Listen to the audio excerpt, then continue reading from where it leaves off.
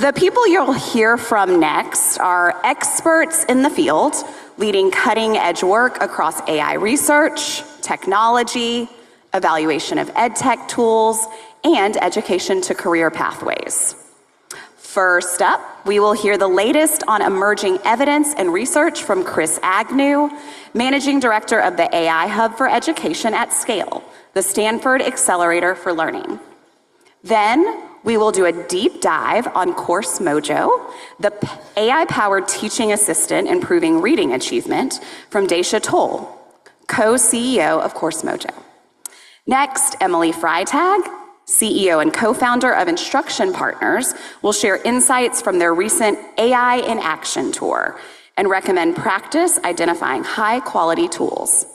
And then finally, last but not least, our last Spark session will be about learning and connecting students with in-demand AI skills to ready them for future careers with Dr. Katie Cahill, the Assistant Dean of Partnerships and Economic Development and the Director of Workforce Development at the University of Tennessee, Knoxville. Please join me in welcoming our first speaker, Chris Agnew.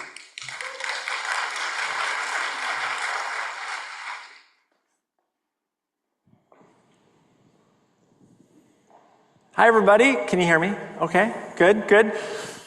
I'm really excited to be here today with many leaders, practitioners like you all in this time that feels like whiplash a lot, right? Where on one hand, we're in this realm of there's a race for AI, AGI, beat China. And on the other hand, there is a techlash, right? No screens in schools, bans. So what are we to do with all this? So I'm Chris Agnew. I help non-researchers help understand what the evidence is saying on AI and what it's not right now. And I lead something called the AI Hub for Education, part of the SCALE initiative at Stanford University. What we do is we hope to be a trusted source for education system leaders on what's working and what's not when it comes to AI and schools, AI and students. And we do three things. We help to build and organize the field when it comes to research on K-12 and AI. We do original research. And then what's really important to us is we don't rely on that 50-page academic paper to stand on its own and then expect teachers, leaders to say, okay, I'm going to deep dive on this over the weekend and build an implementation on Monday. But we help make sense of that dense academic ease and say, okay, so what? What do we do about this? How do we make sense of this for practitioners? When we launched 2 years ago, we started with something called the Research Repository. You can find it up there. That updated monthly holds all the research or strives to hold all the research relevant to AI and K-12. We hope you go to it regularly. This addresses the speed that we're facing right now. It's updated monthly. Hopes to keep up with that. We have a Spark session here, so I'm going to walk you through in the next 13 minutes on what we know right now and what you can do about it. So the research repository hopes to keep up speed-wise, but in March, we released something called the evidence-based review, which took all the papers through November of last year and synthesize them to say, what's high quality and what does that mean? And distilled that down into a few key takeaways that I'm gonna walk you through in the next few minutes. And then I'm gonna give you some sneaks on updates on what we're seeing for some stuff we're gonna release this fall. So we've got 4 key takeaways I'm gonna walk you through right now. First off, the headline is, the evidence right now is pretty darn thin. And when I'm going to refer to the evidence right here, what we're talking about is causal research. So technical terms, we're talking about randomized controlled trials, quasi-experimental controlled trials. What it means is somebody ran an experiment and compared it to something else, non-treatment, and said, okay, did this have an impact or not? Is it an impact we want or not? So the evidence is pretty thin. So thin that in our evidence-based review, there are only 20 high-quality papers relevant to AI in K-12 to guide us in what we know right now. And guess what? The first high-quality causal paper that studied US K-12 students released 2 months ago. So pretty early stage right now. Most of it's higher ed, most of it's pretty controlled settings, and a lot of it's in an international context. Still can be learned from, but gotta recognize where it's coming from. So second takeaway, we divided it into 2 types of user groups. Students as users, educators as users. First off, the learnings on student-facing AI right now is pretty darn mixed. So, when students have AI access, their performance improves. They have this all-knowing thing that they can go to. Imagine that, right? And then when that AI access is removed, often student outcomes erode. So, also, we're seeing maybe some indicators of increased enjoyment, but an erosion of deeper thinking. An equivalent might be, if I go for a weekend bike ride on my e-bike, it's quite enjoyable, and it's quite easy, and I'm not getting much aerobic benefit or strength training from it. And we're learning that pedagogical design in this really matters, like the implementation really matters. So the term AI, generative AI, means a lot of things. So we have general AI, answer engines. We might have more Socratic models. And we also might have more step-by-step instructional models that are aligned to high-quality curriculum, aligned to standards, et cetera. So pedagogical design really matters. Some early takeaways for students. Next up, educators as AI users. It's a little more promising.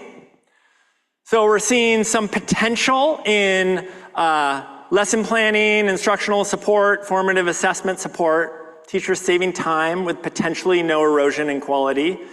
Some promise in more immediate teacher coaching that actually can lead to improved student outcomes.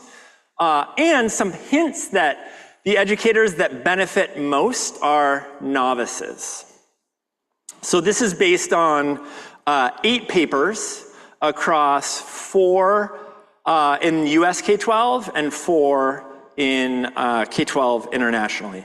But a little foreshadowing here, pay attention to the asterisks up there.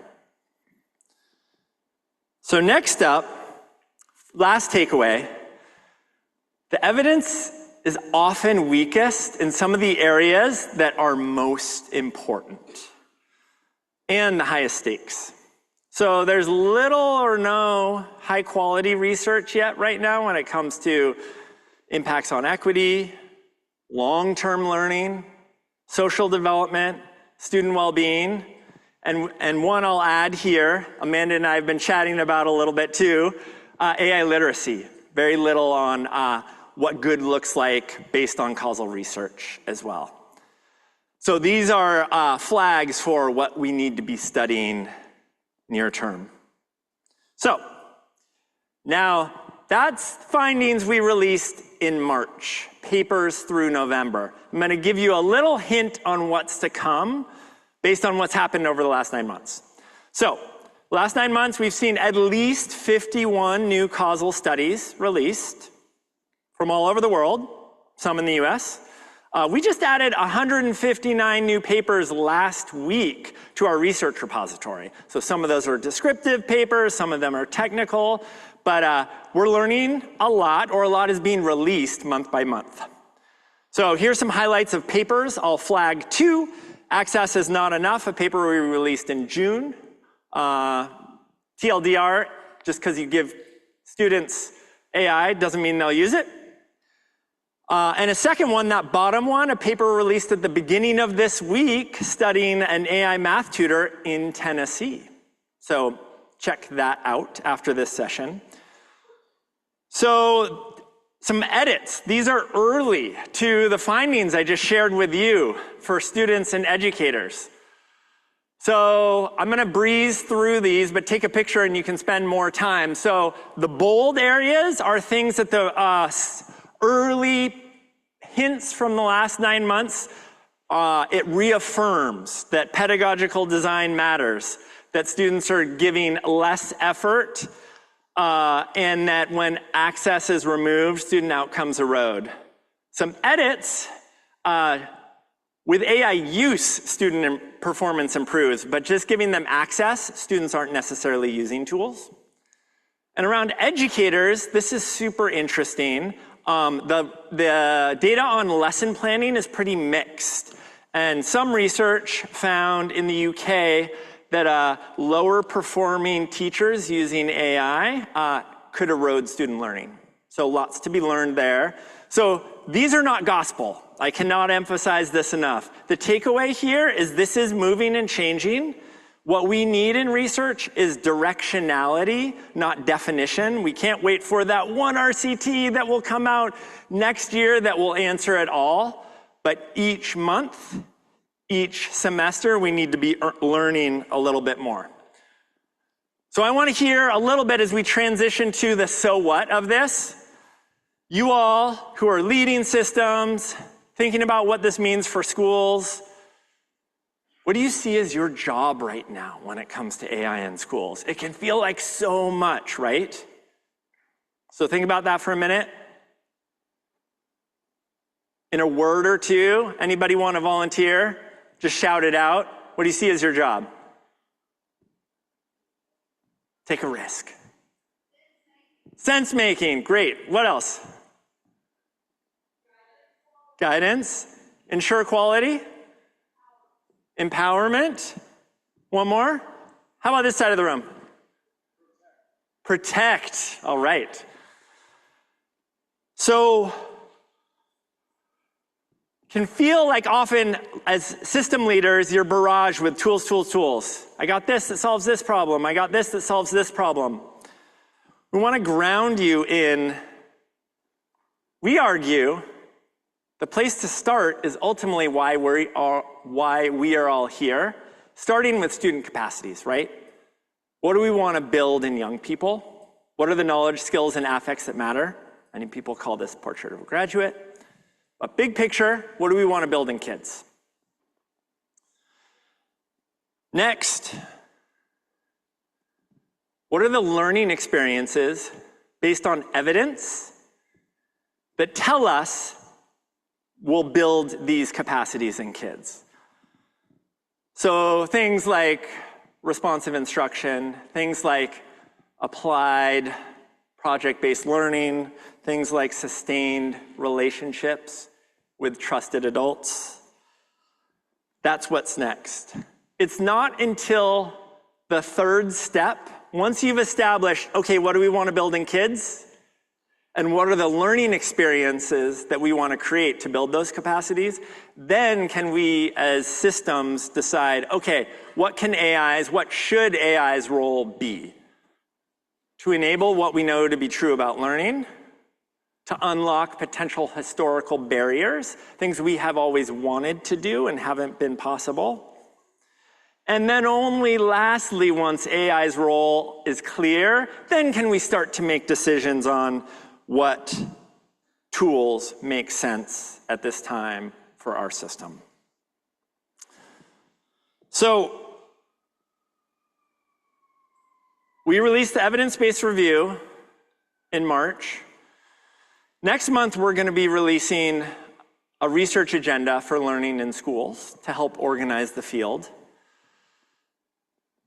We organized these around the research agenda, specifically around 3 bets. One around students, one around educators, one around systems. I think we often think when you bring up AI with somebody on the street, a parent, whoever, when we think AI in education, often first we think students, maybe then we think educators, rarely do we think systems. What I would urge people in the opportunity is to flip that as you're thinking about it. And real opportunities might be actually in the inverse, especially right now, in thinking systems first. And while this is an area where a lot more research needs to happen around system impacts, specifically causal research, it is our biggest lever, whether it's scheduling, use of data, alignment to standards. What system blockers that may have existed in your entire career in education that might be possible now at a systems level to unlock why we're here, which is student capacities. So I'm going to go back a couple slides. I've got 1 minute left. So I started talking about this whiplash work many of us are feeling regularly, right? Of AI everywhere and also techlash.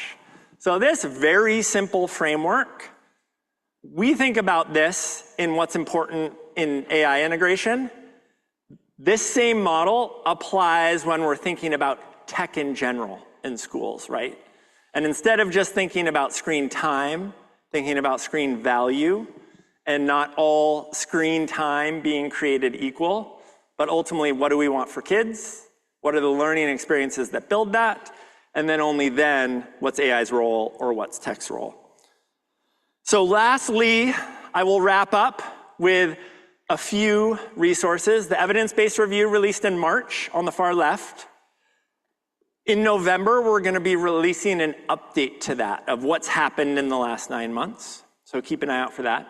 In the middle is the research repository, a good place I find calming to my nervous system when I'm feeling overwhelmed with all the AI news. I go there and say, okay, what does the research say? Like, okay, let's ground it. And then on the right, this is super exciting. As of, 30 minutes ago, we're releasing this AI tutor brief on the far right side. We hear about AI tutors all the time. And what this does is it takes our sister lab's great research on high impact tutoring over the last 5 years, all grounded in solid evidence, and then overlays the early findings we're seeing on AI to give guidance to system leaders on how do we make sense of AI tutors. So thank you all so much, and I am excited for Dacia to come up and talk about Coursemojo. Please welcome to the stage, Dacia Toll. Good morning. Morning. I'm excited to follow it because the emphasis on pedagogical design has been the core of what we've worked on for the last 3 years. So I was a middle school teacher, principal, led a network of schools, and I'm now 3 years into figuring out how to take this electricity that is AI and use it to build much better ed tech. It's ironic, I was, and frankly, I still am, an ed tech skeptic. I think for the most part, it has overpromised over the last 30 years and underdelivered. But I do think we're now working with something that frees us from a world of multiple choice and can take large amounts of student work, this sort of unstructured data, and actually give us real-time insights. So we've been trying to leverage that. And I've learned a lot. And I've learned a lot from Dr. Scott Langford, who's actually in the room. And so I want to start with something he said that I think is, for all of us who are interested in instructional uses of AI, there are other efficiencies you can find. But he said years ago, we don't have an AI strategy, we have a teaching and learning strategy. And we use AI to power key parts of it. And I think that's the right mindset. You probably heard different versions of this all morning. What are the big problems and challenges you want to go after? And how do you start with your vision for teaching and learning and for a student experience, and then use this new technology to get that done? So the two big goals that we share with our, at this point, 85 school district partners is we're trying to improve ELA achievement, reading and writing, especially at the middle school level. And this is actually from SCORE reports. So many of you may have seen this. Unfortunately, these are Tennessee TCAP scores. You have 3 different data points, 2022, 2024, and 26. And the good news is the performance has gone up at almost every level. But look at what happened starting in 4th grade. You're getting close to almost half the students across the state being proficient, and unfortunately that falls to less than a third by 8th grade. So that's the same reason why we're going after middle school ELA achievement. And in order to do that, we know one of the most vital things to do is to improve teacher support, efficacy, and retention. And so our belief is that if you're serious about proving ELA achievement, you have to start with high quality instructional materials. It is not as simple as teaching standards and skills in isolation. In fact, that's counterproductive. We need to thoughtfully have a knowledge, vocabulary, writing, strategy to build that over time while spiraling our reading skills. So for us, the non-negotiable was starting with HQIM. It's the best thing about what we're doing. It's also the hardest thing about what we're doing. And so we started with only 3 curricula, 1 grade, and over 3 years these are the curricula we're able to support. What that means, the first thing we do is identify the hardest thinking part of every lesson. And what we know from the national research is that is the part that often teachers modify, I think with the best of intentions for the diverse learners in their classrooms. How do I make this? Or they just transparently don't get to it. This is a study sync example. So depending on which kind of lesson there is that day, you'll see Coursemojo coming in at a different moment. And so what happens is when you get to that hardest thinking part of the lesson, again, one of the things that very well-intentioned teachers do is because they're worried about students struggling with these complex texts and these close reading questions, is they default to whole class instruction. And they'll ask the good question, but they'll ask it of 2 or 3 students, and then they'll round up in some cases or stamp the key understanding, move on, next thing. 20 minutes in, you really only heard from 9 kids, and they were the most advanced or extroverted in the room. And meanwhile, what we know is just being around learning actually doesn't help you. If somebody else comes up with the answer and you're exposed, there's no getting around the productive struggle that's required for learning. And so now every single student working in partners and small groups, and I think the point about the social experience of learning and preserving that has also come up multiple times. Every single kid does the thinking work associated with every single question. And then the other thing we know from cognitive science is that we've probably heard practice makes perfect. That's not true. Practice makes permanent. And so if you're practicing the wrong thing, it is actually counterproductive. So it's not just the getting of feedback, it's the act of revision after you get the feedback and actually making your writing stronger that gets you to a place where what you're encoding is success. The other thing we're trying to do, so that's all on the student side, is kids working in partners, getting the productive struggle of around these quality texts and questions. On the teacher side, our North Star is teacher efficacy. And so what we tried to do is to take the moves of effective teachers and make it easier for all teachers to execute those moves. And so what do we want when kids are working with their partners? We want teachers actively circulating, trying to read over their shoulder, figure out what kids know, what they don't know, conference with individual students, figure out class-wide trends. Now what we do is we have a live dashboard that shows every kid's level of understanding on every single question. And they know right away. What's wonderful is, for the most part, with their partner and with AI, something like 80 to 85% of students can really be humming and doing the work and revising their thinking. And then the teacher knows right away the students who are either not engaged or are really struggling with the comprehension, and they can focus their effort. Then the teacher pushes a button and they get the 2 biggest misconceptions in their class right now and a suggested discussion question. They pause, they have a full class discussion. One of the things we're proud of is 85% of kids say they're more likely to participate in a class discussion after they've had this chance for this personal training session with their partner and with AI. So to bring it back to Dr. Langford and in Sumner, they were one of our earliest partners here in Tennessee. And I think you've also heard the emphasis today on piloting small and measuring outcomes and getting feedback. And so actually we first started with Sumner with a 1-week pilot that Dr. Langford and Dr. Skinner, his wonderful academic officer, showed up to personally because of the bet on high quality instructional materials. So they then did 1,000 students, and we were able to set up, as you heard from Chris, the importance of a matched comparison, so you actually have a control and a treatment. And based on that, there was an 8 percentage point difference in the pass rates, and that paper has been published since the roundup, and it is one of the most encouraging ones done by an independent efficacy study. What was especially exciting is the students with IEPs reduced their historical achievement gap by almost 2/3, and the students who are free and reduced lunch by almost half. And that is the SL Level 2 or the QED study. We now have 2 districts that are doing an RCT with us this coming year. I think independent research is incredibly important.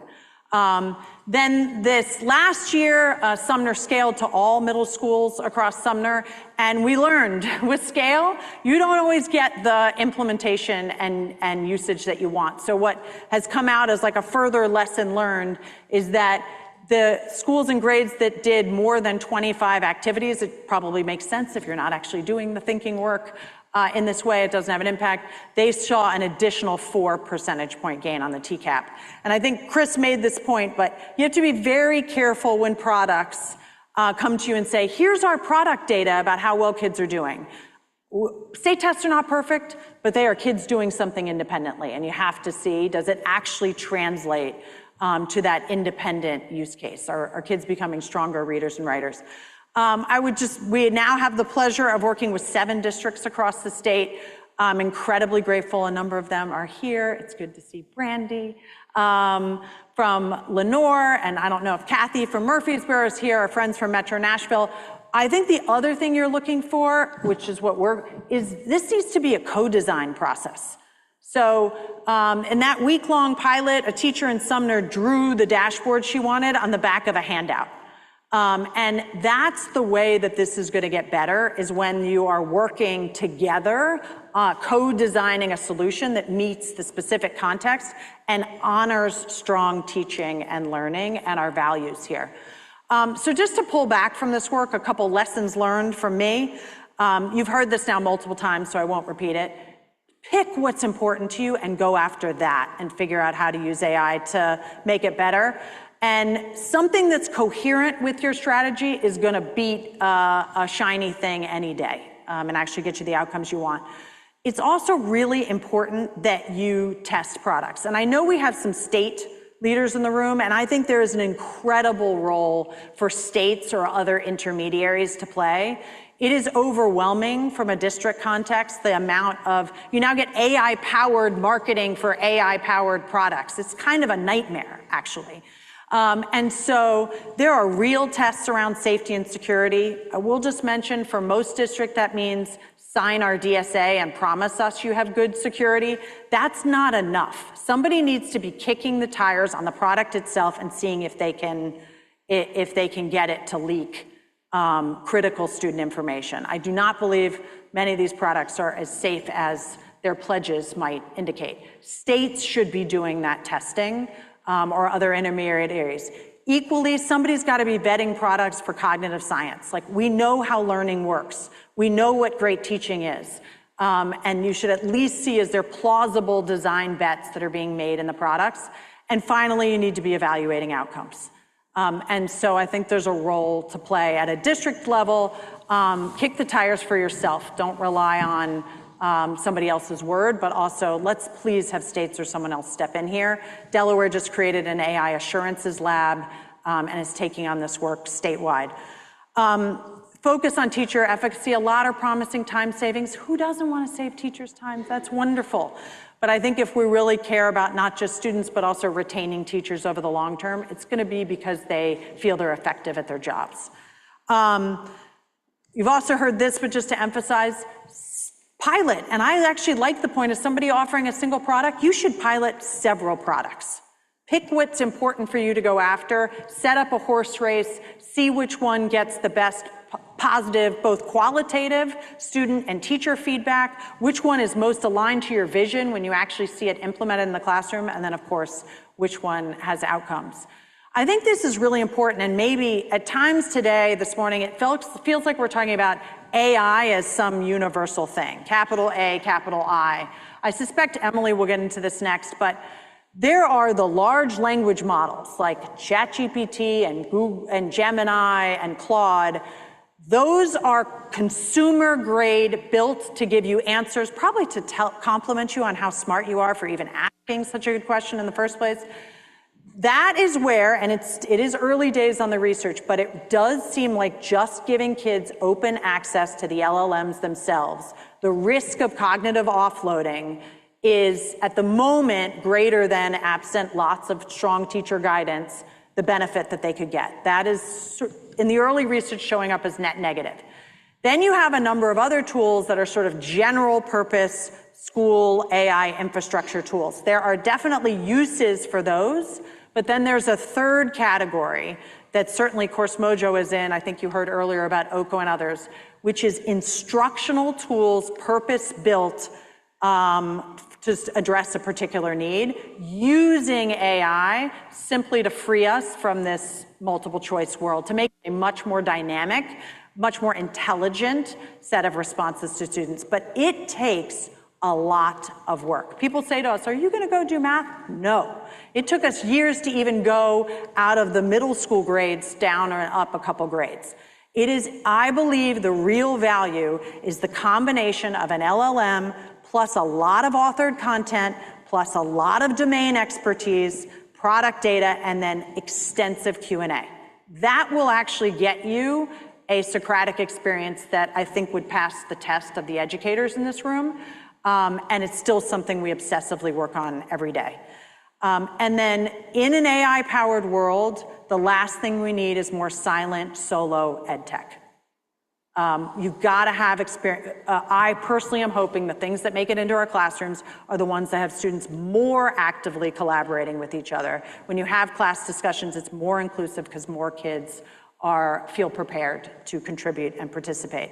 In terms of where we're going next, our North Star is improving ELA achievement and teacher efficacy. And so right now, I don't have to tell all the system leaders, if you're trying to improve ELA achievement, you invest in a core curriculum, you invest in professional learning, you have separate assessment products for the most part, and often separate intervention products. And at a systems level, it's on you to bring all this siloed data together and try to make it a coherent strategy.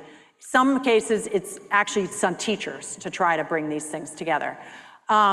The most recent report from TNTP is Coherence by Design. It is a wake-up call in the core finding that when tier 2 instruction, in the most part, here we're spending all of this time and resources on intervention products, it is actually has a net negative impact because students are bouncing between 4 or 5 different programs, all using 4 or 5 different languages, not, again, my passion is ELA, not building on a coherent knowledge sequence or a coherent approach to vocabulary development or writing development. And as they conclude, the gap between student access and capability is the defining challenge of this moment in education, and coherence is part of it. That is what we are hoping to do in partnership with districts going forward. You choose a great HQIM, and how do you bring a coherent solution powered by AI? Thank you very much.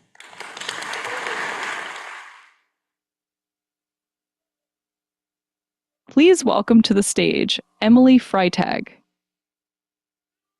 Hi, you all. I'm so happy to be here at the Country Music Hall of Fame. Y'all, I wore my cowboy boots just for it. And I actually had my wedding reception in this room like 13 years ago, so it's fun to be back. And I'm so happy to be with the amazing leaders of Tennessee. I was at the state a million years ago, but shout out to the core coaches and the leadership coaches in the house. I've seen a few of you all. I'm Emily, and for the last 6 months, I have been flying around the country, seeing AI-powered instructional products in schools. We've studied 20 products I'm going to tell you about. I've seen 14 of them in action with kids, which puts me in a very lucky and unfortunately small club of people who have actually seen most of these products in action.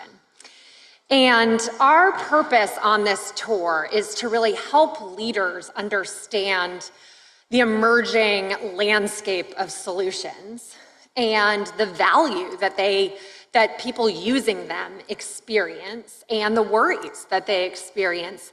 And then to really begin to understand what are the product design choices, the school conditions, and the professional learning needed to implement anything well and to implement each of the products well. And I mean, superintendents in the house, how many emails did you get last week trying to sell you an AI-powered product? Shout it out. Like, I'm hearing some people getting 10 a day. And so it's an overwhelming thing. I would want a band just to manage the emails, right? And so we're trying to figure out what's the value in all of this and share what we're learning in ways that can be helpful. For every product we studied, we talked to the development team. We have live recorded interviews on our website. We talked to educators who used it. We saw it in action with kids, and we recorded those conversations. So everything I'm about to share with you draws on about 32 observations, 100 student interviews, and a whole bunch of educator and leader conversations. These are the 20 products that we started with, not a scientific list. We kind of drew products that our partners were using and asking about and things that we saw trending. And as Dacia mentioned, there really are 3 categories of products that we discovered on this list. There's Claude, ChatGPT, and Gemini. Those are those assistant generative AI chatbots. There are what we call multi-purpose platforms that are education focused. So that's going to include Magic School, Brisk, Kira, and Google Classrooms is in its own way a platform product. And then there's a set of products that are specific targeted instructional tools that are built to do a really specific purpose in one subject or another. That includes Coursemojo, who you heard from, Goblins, Quill, Oko, Magpie. These are trying to tackle a specific instructional job. And overall on this tour, and really holistically, as we all think about the role of AI in education, we think there's 2 questions that matter. One, how does the learning kids get with the tool compare to what would be happening in paper pencil instruction? We have to be realistic about the places where there is a value proposition relative to the reality of what's happening. And I was a teacher. I had good days. I had bad days. We know this is a very hard job. And I've been in about 1,000 classrooms over the past 10 years. So we have a pretty good understanding of what parts of the lesson are teachers nailing and what parts are they struggling with. Second question, how does the student learning experience with products compare to the very best learning experiences we want for all of our children? Both of these questions matter. AI needs to help us optimize our greatest dreams, but if it can add value relative to what's going on currently, we think it does have a role to play. Overall, we found a rich and complex landscape, and in the 10 minutes I have left, I am not going to do much more than whet the appetite, but I promise we have a full website coming out September 14th that will have all of our findings, and we'll have product profiles with the information we learned about specific products. We'll share it with SCORE. Hopefully they can share it out with everybody that came, and you can follow it at instructionpartners.org. Overall, what we found is that there are definitely some products and use cases that are already outperforming what we would typically see in paper pencil instruction and are better than what we have seen from previous ed tech. Those products are real. We also found that there are some products and use cases that underperform what we would expect in paper pencil instruction and previous ed tech products.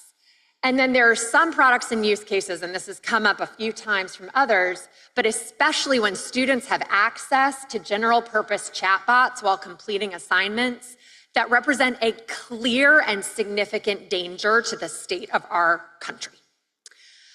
So this is a very hard leadership context to be leading in, because basically we want to mitigate the risk while we optimize the potential. And there's nothing blunt or simple about how to do that. Teachers do report common benefits across products on a few fronts, especially feedback, getting students more feedback more quickly. And then teachers really like products that give them actionable insights real time. It's like it can tell you what's going on faster than you can even walk around the classroom. And that is useful to teachers and they like it. Teachers like getting time back to do work that only they can do. And they really like not having to juggle everyone's needs at the same time, but being able to focus in. We also have heard AI can offer a support for multilingual learners that is incredibly valued and give teachers access to student thinking and improve parent communication in a way that they couldn't staff for. They also report specific benefits in certain subjects. So I'll take a case study of writing. It's a really interesting one on both the benefits and the risks. We all know kids are not showing up to college ready to write. We all hear from employers that writing is a really big issue. Let's be honest, guys, we're not doing writing justice in K-12. We're just not. And it's a really hard job for teachers. It's very hard to grade. It's massively time consuming. I remember my 10th grade English teacher gave me 4 rounds of feedback on an essay on the Scarlet Letter, and I finally understood subject-verb agreement from it. But poor woman was like, she must have been up all night, every single night for 4 nights in a row to get through all of that. And it's just an unreasonable ask. So I think I have seen more tools in writing that offer students fast feedback, honestly, sometimes better feedback, and more actionable feedback, and then let kids rewrite immediately, and then give them another chance to give it a go in a way that's adding value to student writing, which is an area we have a lot of need. We've also seen precise diagnosis of letter sounds. We've seen more consistently high quality close read questions. It's like an Olympic level athletic feat to facilitate a close read discussion and not like inadvertently give away the answer in the hard points of that discussion. And we've seen tools that do that better. In math, we've seen tools that definitely allow kids to represent their thinking, both through oral language as well as through writing and drawing in ways that kind of blow our minds, even on a Chromebook. And we've seen more accurate diagnosis of the misconception than we tend to see from teachers. We've also seen products that allow students to share their work with each other so you can learn from each other.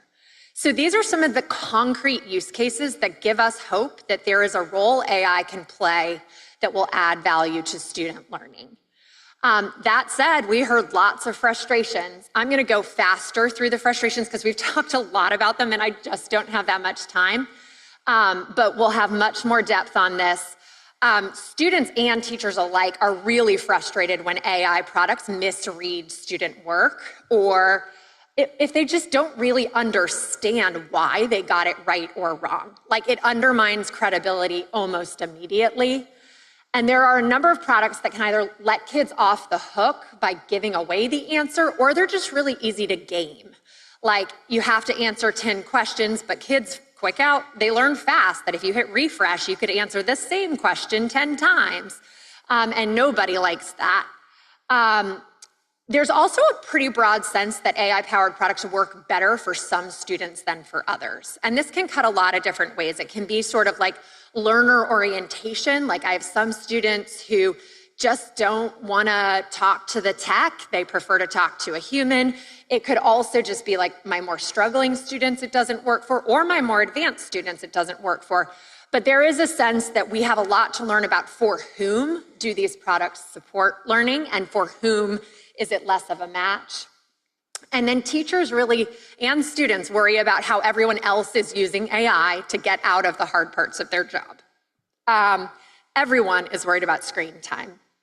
And I will lift up, in literacy in particular, one of my biggest worries is that a bunch of products treat the standards like the unit of instruction and don't integrate a text into that. So it becomes like more kill and drill of comprehension skills, which we know for a fact has like a really small benefit in very small doses, but beyond that doesn't help kids learn. And so I'm worried that there's like a sense of standards-based reporting on these products is of course what teachers would want in literacy, and yet that's actually instructionally harmful. In math, there are some products that are good at identifying the misconception, but I've seen some products that really misdiagnose it too. And we definitely know, I could do a whole Spark session on implementation and what we've learned from partnerships as well as what we've learned from the field, but we saw the same exact tool and activity go so differently in 2 different classrooms. And so how it gets framed, how the leaders support the use, what they look for, all matter. Some AI-powered tools are easier to implement than previous ed tech because it can agentically prompt key actions, but others, they also require just like different conversations about what is the AI role and how should a kid experience the AI feedback relative to the teacher feedback, which is going to take a whole new set of capabilities. Here's my 5 major takeaways. 1, teachers are going to continue to matter. This is like not only relationships, but also teaching and accountability for learning. The question that we have the privilege of thinking about in education, given that it's not coming for all the jobs, is what part of the teaching job, which is too complex, let's admit it, can AI play a role in? Second, we do think student-facing AI-powered products have a role to play in the future of teaching and learning. We also think they are not a silver bullet, and there are many products out there that are no better than what's happening currently, and some AI-powered tools carry real risk. But we'll conclude by saying that like the strongest learning experiences we saw came from products that had a clear view of what teachers should be doing while using the product. Highly flexible products, I think, are going to get highly flexibly used, which is going to lead to highly flexible outcomes. And the more targeted the product, even though that's sort of unpopular in the market, the stronger the outcomes, I suspect. We have outlined implications for every role in education. What does this mean for district leaders, state board members, funders, parents, students, product developers? And we have some of that outlined here. And then, as I said, we have this website coming soon, and you can sign up here if you want to make sure you get it when it launches. That was just year 1 of the tour. We're going to do this for 3 years. We're not doing it forever, but we're trying to fund doing it for 3 full years. We're not going to rate products. We're not going to say red, yellow, green. We are going to partner with Stanford, and they're going to tell you whether the evidence for each product demonstrates impact for students. That will be coming by the winter. In the year to come, we want to see all AI-powered tools that are being used in more than 10 school systems. And we want to take on teacher-facing products. And then we will continue to share what we learn as we go. Thank you all for all you're doing.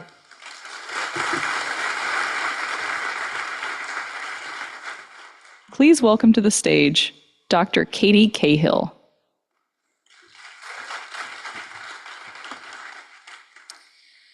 Thank you to SCORE for the invitation to speak today, to my fellow Spark participants, and for all of you for being here.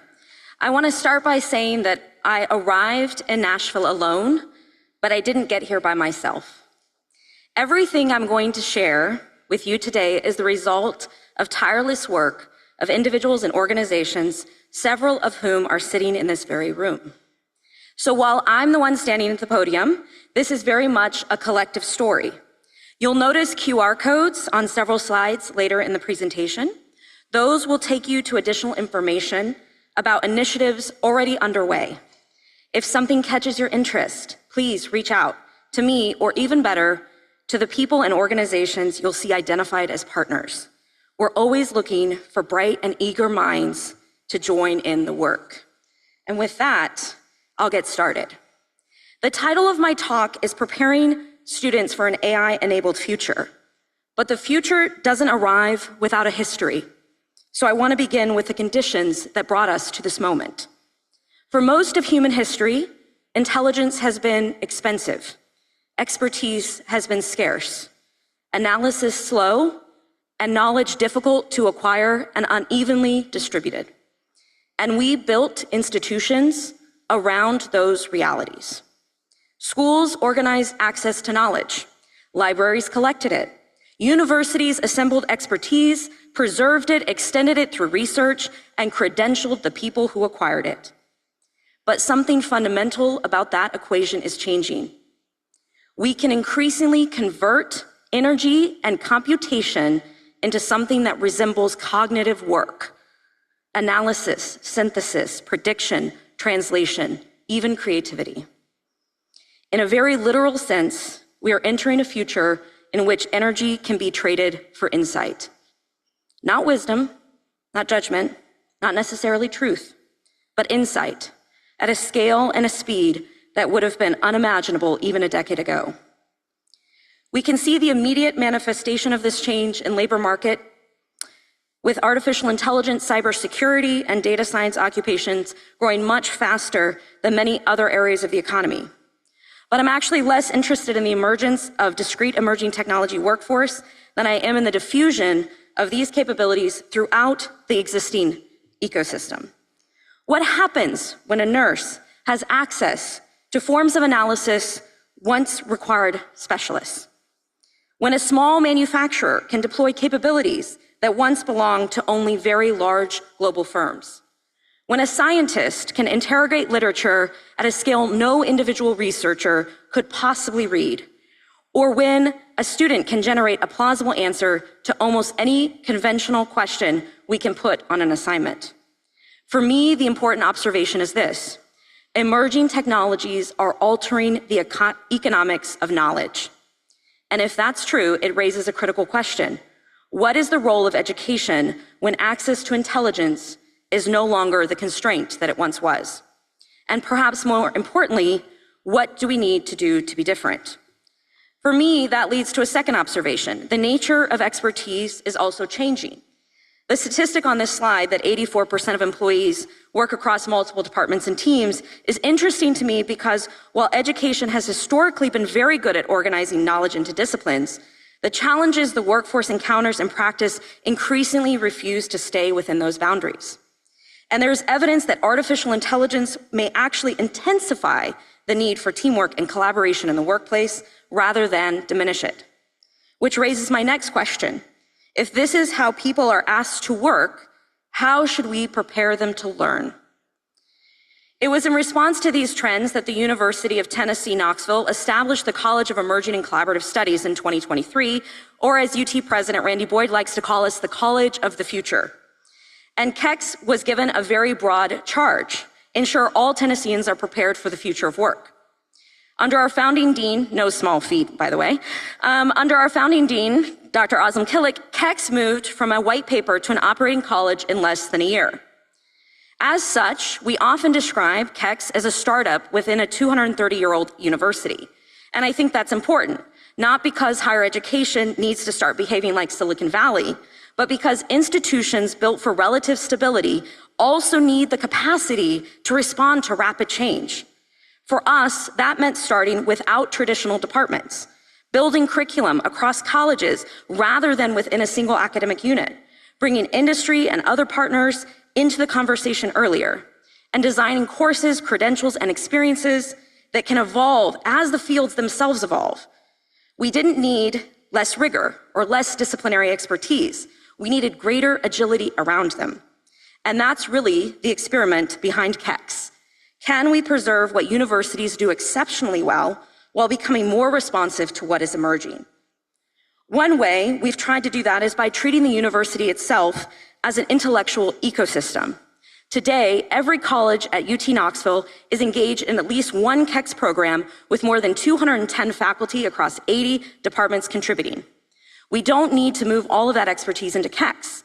We need to make it easier for that expertise to converge around emerging problems. What defines KEX is not what it contains, but what it connects. And the same logic takes us outside of the university. Today, our ecosystem includes hundreds of partners across industries and sectors. They mentor students, bring us problems, inform curriculum, provide internships and capstones, and work with us on training. The objective isn't to let industry dictate what's in the curriculum. It's to put employers at the start rather than at the end of the education process. And it's to shorten the distance between changes in practice and changes in education. This is some of what that architecture has produced. 4 undergraduate degree programs, including the state's first applied AI degree, as well as 15 stackable certificates across a range of areas, and general education courses that enable students to learn about emerging technologies from AI to cybersecurity to a range of other fields. I'm not going to walk through all of these programs. I'm sure you're grateful. What I want you to notice is the range of the offerings: majors, minors, stackable certificates, general education courses. The key point is that the unit of educational innovation doesn't always have to be the degree. And students are responding. Last year, in its second year as a college, KEX generated more than 2,200 course enrollments. This year, we project more than 4,000 enrollments. But the number I find much more interesting on this slide is 62%. 62% of those enrollments came from students outside of the college. Those students aren't necessarily trying to become AI specialists or data scientists. They're asking what these capabilities mean for the field they've already chosen: healthcare, engineering, agriculture, business, education. And I think that's significant. The demand we're seeing isn't simply for new fields of knowledge, it's for new combinations of knowledge between emerging technologies and deep domain expertise. But this is where our charge creates a problem for us. It doesn't say, ensure UT Knoxville students are prepared for the future of work. It says all Tennesseans. And if we take that seriously, our conception of the learner has to expand. The learner may be a high school student. The learner may be transferring from a community college. They may be 40 and already well into a career. They may need to move in and out of education repeatedly as their work changes. I want to acknowledge right now the leadership across the UT system that has created more flexible pathways for learners and which informs the pilots and plans you see on this slide, as well as the AI Tennessee initiative for convening these conversations across the state. Because I think what we have to consider is the possibility that a less linear future of work will require a less linear relationship with education. And at one end of that continuum is the KEX Gateway. Simple access. The KEX Gateway is making non-credit introductory content and emerging technologies freely available and accessible to any learner. We are building out these offerings right now. Public literacy is becoming part of preparing for the future because before someone can choose a pathway, they first have to know that it exists. And particularly with these emerging fields, educational opportunity begins with visibility. But access alone isn't a pathway. And this is where I'm particularly grateful to Law Loving and Vicki Kirk, our colleagues at the Niswonger Foundation as well as SCORE. Our work together began with a question. How can we leverage Tennessee's Computer Science Foundation to create scalable and adaptable opportunities in artificial intelligence for high school students? That's a very different question from simply asking how UT can teach more students. It's asking how higher education can contribute to capacity across an entire educational ecosystem. And one answer that we identified is educators.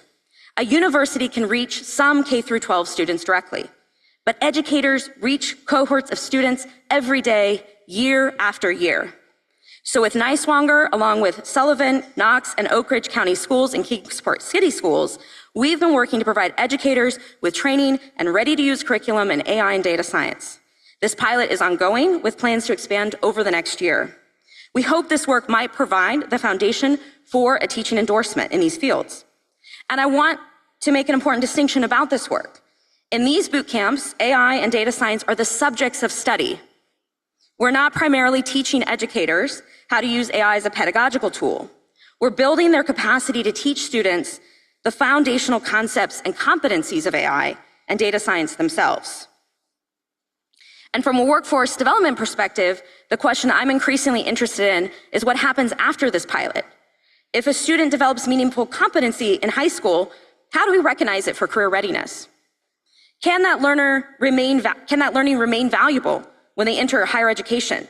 Can it connect to further education, experience, and ultimately career? The challenge isn't simply creating access to learning, it's creating continuity around the learner.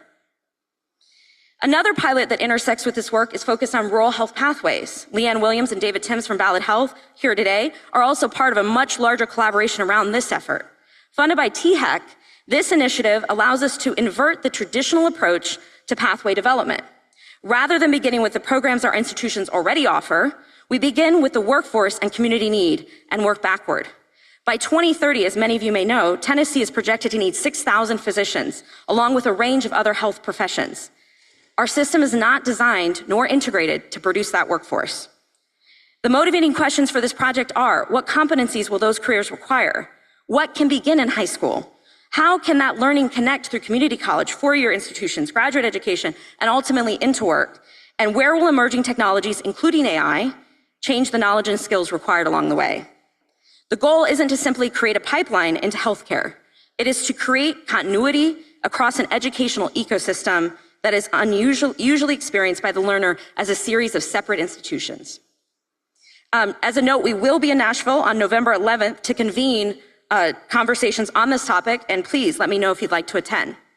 I want to be clear that while this pilot is focused on healthcare, what is really interesting and what it is really testing is a model that could be applied to a much more broad set of sectors. One that begins with regional workforce needs and then connects K-12, higher education, and industry around a coherent pathway into opportunity that leverages AI and other emerging technologies. Finally, our pilot on AI in manufacturing takes us one step further. Our non-credit training program with Denso, a global manufacturing firm with location in Maryville, Tennessee, and the Center for Industrial Services is serving incumbent workers, people who are already in the workforce and need to adapt as the technological content of their job changes. Just over 2 weeks ago, we signed an MOU that will make this training open for enrollment to all manufacturers in the state of Tennessee. We hope that this can provide the foundation as a model of a portable industry credential. In particular, this pilot program challenges the metaphor of the pipeline itself. A pipeline has traditionally implied a beginning and an end, education on one side, employment on the other. Lifelong learning, of course, is not a new idea. What's more consequential is what it asks of institutions like ours and like yours. If learning no longer ends when work begins, then the university can't think of its role as ending at graduation either. We have to become institutions people can turn to throughout their working lives, not necessarily for another degree, but for the learning or training they'll need next. Which brings me to the question I started with. What is the role of education in a world where energy can increasingly be traded for insight? I don't think knowledge becomes less important, but I do think what we ask education to do becomes broader. If answers become easier to produce, discernment becomes more important. If technology crosses disciplinary boundaries, we need to become better at connecting expertise across them. If work changes continuously, education can't remain something we imagine happening primarily before a career begins. And if access to these technologies expand human capability, public education has a particular responsibility to ensure that it also expands human opportunity. For higher education, I think that becomes being more permeable between disciplines, between institutions, between K-12 and higher education, between education and industry, and between one period of learning and the next. KEX, my college, is certainly not the answer to all of that. It is one experiment of how a university might respond. But the initiatives I've shown you here today have taught me something important. We cannot build this within one college, one university, one school system, or one sector. Which is why the question on this slide is really the question I want to leave with all of you. How can we work together to ensure that all Tennesseans are prepared for the future of work? Thank you.